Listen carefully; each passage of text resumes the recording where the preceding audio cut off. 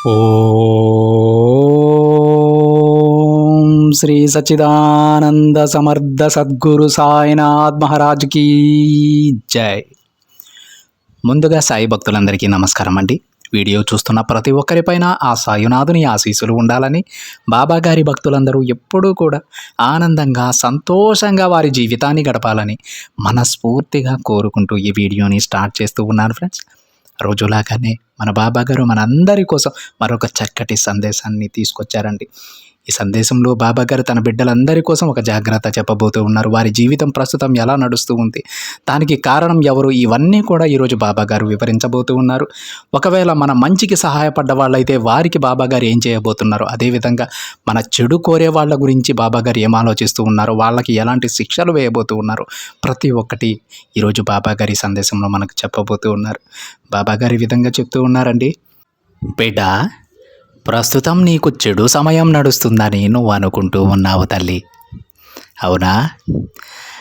అయితే ఆ సమయం నీకు రావడానికి కారణం ఎవరు? వారు పరాయి వారైనా లేక నీవారైనా సరే, వారిని ఏం చేస్తానో ఈ సందేశం విని తెలుసుకో. నువ్వు ఓర్చుకున్నా నేను ఓర్చుకోను తల్లి.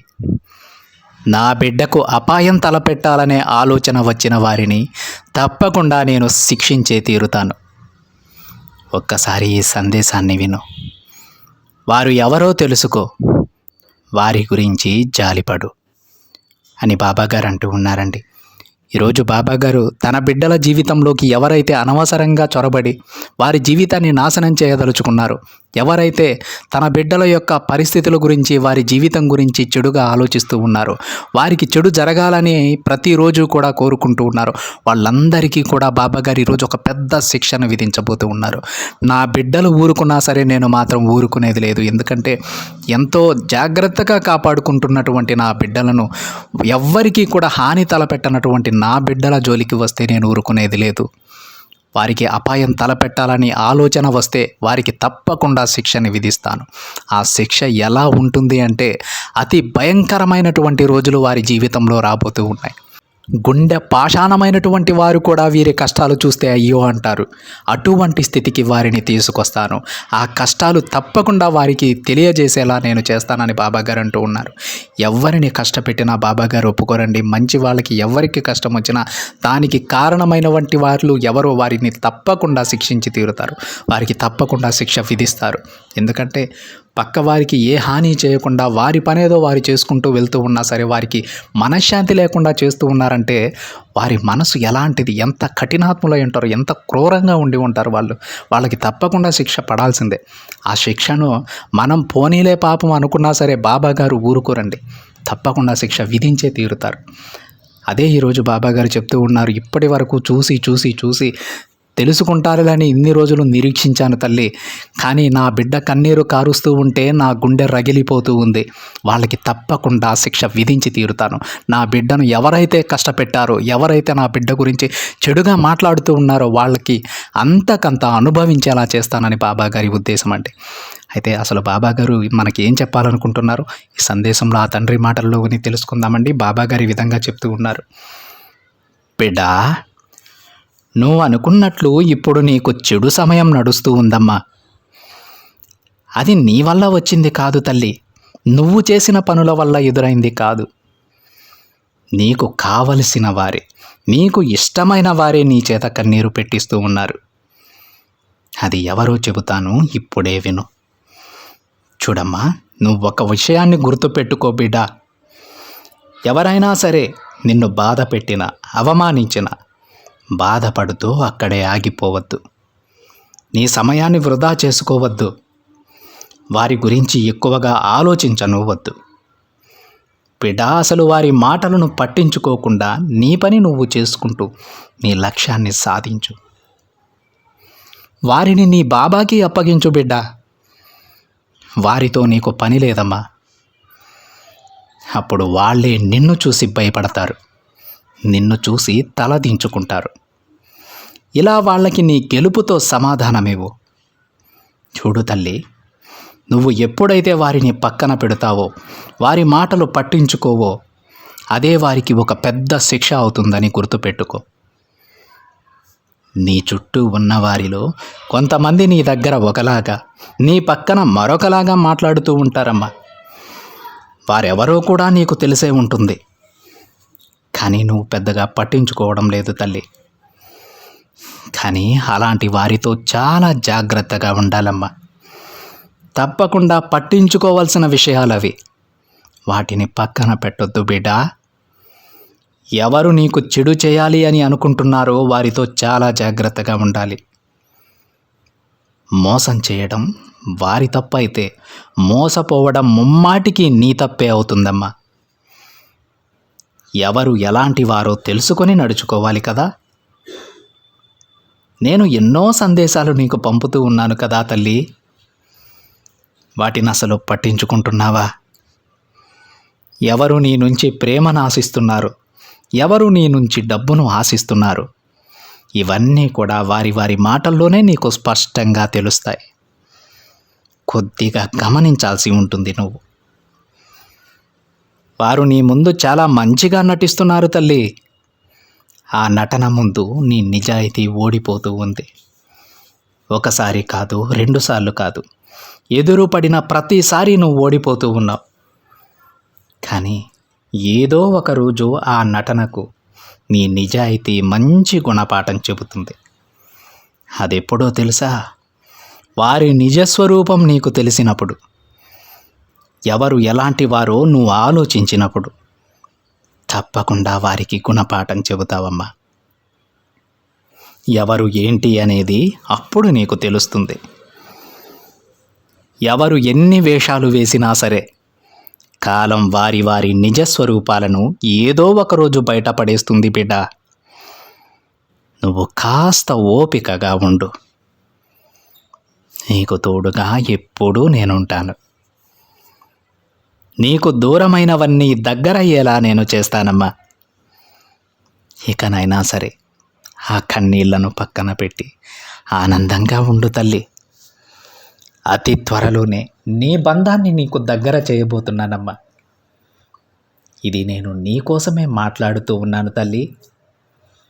తరువాతికపై మీరిద్దరూ ఎప్పుడూ కూడా జరిగిపోయిన సంఘటన గురించి, మీకు జరిగిన చెడు గురించి మాట్లాడుకోవద్దు. దానికి కారణమైంది ఎవరైనా సరే, మీ దంపతులలో ఎవరైనా సరే, వాటిని ఎత్తి చూపవద్దు. అలా మాట్లాడితే మళ్ళీ మనస్పర్ధలు రావచ్చమ్మా. అలాంటి పరిస్థితి పొరపాటున కూడా నువ్వు తెచ్చుకోవద్దు బిడ్డ. మీ ఇద్దరి మధ్య దూరానికి కారణం గొడవలే కదా తల్లి. మీ ఇద్దరి మధ్య వచ్చిన గొడవలే. కానీ అవి రావడానికి కారణం ఎవరో తెలుసా? వారికి నిన్ను దూరంగా ఉండమని చెబుతూ ఉన్నాను. నువ్వా నేనా అని పోట్లాడితే మనస్పర్ధలే వస్తాయమ్మా. సర్దుకుపోతూ ఉంటే జీవితం ప్రశాంతంగా ఉంటుంది బిడ్డ. ఎవరైనా సరే ఒకరు కోపగించుకున్నప్పుడు మరొకరు తగ్గాలి. అప్పుడే ఆ జీవితం ప్రశాంతంగా ముందుకు నడుస్తుంది. కోప్పడిన వారు కూడా వారి తప్పును వాళ్ళు తెలుసుకుంటారు. అర్థమవుతుందా తల్లి? ఇక ఎప్పుడూ కూడా మీ మధ్య ఆ సన్నివేశాలు, ఆ సంఘటనల గురించి గుర్తు తెచ్చుకోవద్దు. మూడవ మనిషి మాటలతో మీ మధ్య మనస్పర్ధలు పెంచుకోవద్దు. జాగ్రత్తగా ఉండమ్మా. ఒక్క విషయం గుర్తుపెట్టుకో, మీకేదైనా సమస్య వస్తే చివరి వరకు నిలబడేది నీ బంధమే అవుతుంది బిడ్డ. అంతేకాని ఆ మూడవ వ్యక్తి రారు. ఈ విషయాన్ని నువ్వెప్పుడు గ్రహిస్తావో అప్పుడు మీ మధ్య ఏ గొడవలు ఉండవు. పొరపాటున ఒక వ్యక్తి కోప్పడినా సర్దుకొని పోతా. నీ బంధంతో ఎలాంటి మనస్పర్ధలు పెంచుకో. ఈ విషయాన్ని గ్రహించు తల్లి. తరువాత ఇకపై ఎప్పుడూ కూడా మీ ఇద్దరు జరిగిపోయిన సంఘటన గురించి అస్సలు మాట్లాడుకోమని ఈ తండ్రికి మాట ఇవ్వు. ఎప్పుడు గొడవలు పడవని మాట ఇవ్వు. చూడు బిడ్డ, మూడవ వ్యక్తిని ఎట్టి పరిస్థితుల్లోనూ మీ జీవితంలోనికి రానివ్వద్దమ్మా. ఇక అంతా మంచిగా మారిపోతుంది ఆ ఒక్క వ్యక్తి మీకు దూరంగా ఉంటే. నువ్వు కోరుకుంటున్న ఆనందకరమైన జీవితాన్ని నేను అందిస్తాను తల్లి. గతాన్ని తలుచుకొని బాధపడవద్దు. రాబోయే రోజులను మంచిగా మార్చుకో. నీకు చెడు తలపెట్టే వారిని నాకు అప్పగించు బిడ్డ. వారి సంగతి నేను చూసుకుంటాను. తల్లి, నేను ఎవ్వరికీ ఎటువంటి హాని తలపెట్టను. నా మనసులో కూడా అలాంటి ఆలోచన ఉండదు. కానీ మంచి వారిని ఎవరైతే ఇబ్బంది పెడతారో, అనవసరంగా వాళ్ళ సంతోషాన్ని పోగొట్టి దుఃఖానికి కారణమవుతారో వాళ్ళని మాత్రం వదిలిపెట్టను. ఇది అక్షర సత్యం. తల్లి, నీ మనసు ఎంత మంచిదో నాకు తెలుసు. నా బిడ్డ ఎంత మంచి మనసు కలవారో నాకు తెలుసు. అలాంటి బిడ్డల కళ్ళల్లో నేను కన్నీరు చూడలేనమ్మా. ఒకవేళ కనుక ఆ పరిస్థితే వస్తే నా రక్తం మరిగిపోతుంది తల్లి. దానికి కారణమైన వాళ్ళు తప్పకుండా శిక్షను అనుభవించి తీరుతారు. కఠినమైన శిక్షను నేను విధిస్తాను. ఇక దేని గురించి ఆలోచించకు. ఇప్పుడు అర్థమవుతుంది కదా, మీ మధ్య గొడవలు రావడానికి ఎవరు కారణమో వారిని దూరం పెట్టు చాలు.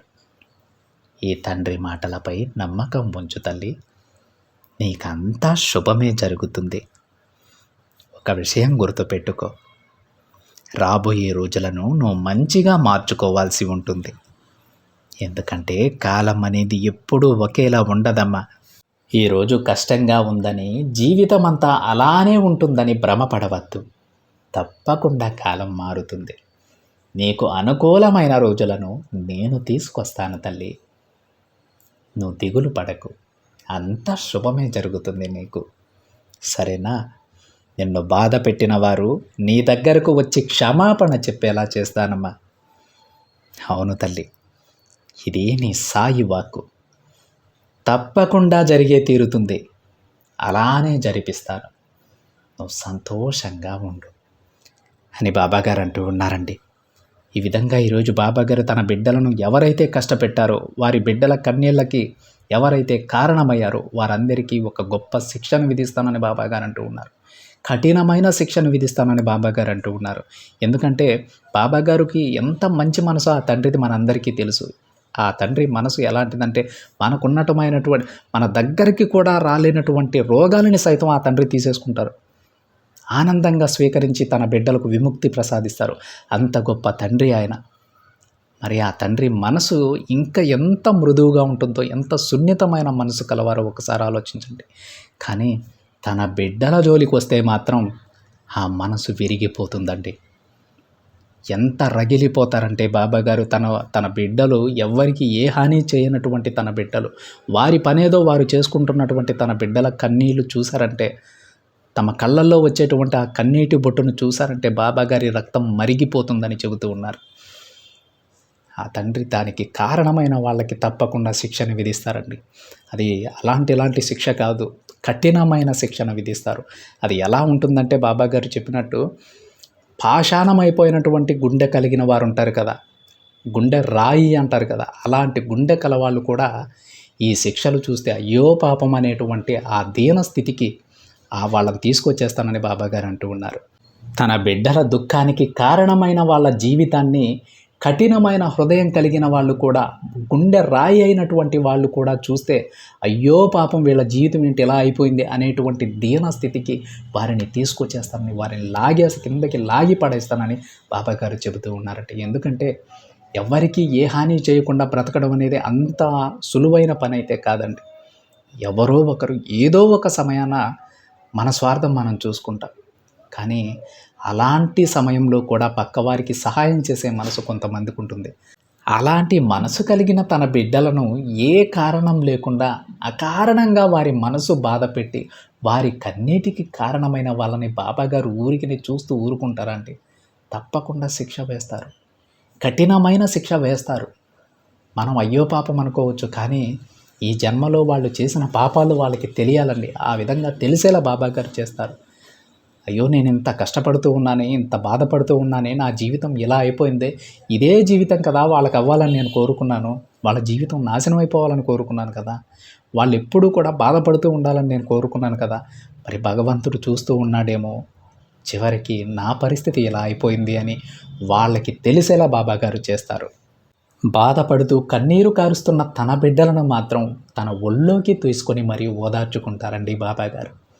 బాబాగారి బిడ్డలు చేసుకున్నటువంటి అదృష్టం ఏంటంటే ఆ తండ్రి స్వయంగా తన చేతులతో మనల్ని దగ్గరికి తీసుకొని ఓదార్చుకుంటారు. అంత గొప్ప అదృష్టం బాబాగారి బిడ్డలకు దక్కుతుంది. ఇక ఇప్పటి వరకు మీకు ఎదురైనటువంటి కష్టాలు ఏవైనా ఉంటే వాటిని తలుచుకుంటూ బాధపడుతూ ఉండొద్దండి. మీకు ఏ కష్టం ఉన్నా, ఏ సమస్య ఉన్నా బాబాగారి దగ్గరకు వెళ్ళి ఆ తండ్రికి చెప్పండి. ఆ తండ్రితో మాట్లాడండి. తప్పకుండా ఆ తండ్రి పిలుపు మీకు వినబడుతుంది. బిడ్డ అనేటువంటి ఆ తండ్రి అమృత వాక్కులు మీరు వింటారు. ఆ తండ్రి చేతి స్పర్శ మీకు తెలుస్తుంది. ఆ రోజు మీ చుట్టూ ఉన్నటువంటి అష్ట కష్టాలు సైతం మొత్తం కూడా పటాపంచలైపోతాయి. సమస్యలన్నీ మీ నుంచి దూరంగా వెళ్ళిపోతాయి. ఆ రోజులు అతి దగ్గరలోనే ఉన్నాయండి. మీరు ఏమీ దిగులు పడొద్దు, సంతోషంగా ఉండండి. బాబాగారితో మాట్లాడండి. బాబాగారికి పూజ చేసుకునేటప్పుడు ఆ తండ్రితో మాట్లాడండి. ఆ తండ్రి కళ్ళల్లోకి చూస్తూ మీరు ఏదైతే అనుకుంటున్నారో అవన్నీ ఆ తండ్రికి చెప్పండి.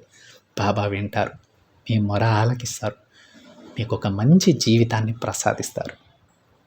అర్థమైందా? ఇది ఫ్రెండ్స్ ఈరోజు బాబాగారి సందేశం కనుక మీకు నచ్చినట్లయితే ఒక చిన్న లైక్ చేయండి ఫ్రెండ్స్. మరింతమంది మన బాబాగారి భక్తులకైతే ఈ సందేశాన్ని షేర్ చేయండి. మొదటిసారిగా ఛానల్ని చూస్తున్న వాళ్ళైతే తప్పకుండా సబ్స్క్రైబ్ చేసుకొని పక్కనే ఉన్న బెల్ ఐకాన్ని యాక్టివేట్ చేయండి. మరొక బాబాగారి సందేశంతో మరొక వీడియోలో కలుద్దాం. అంతవరకు ఓం సాయిరామ్.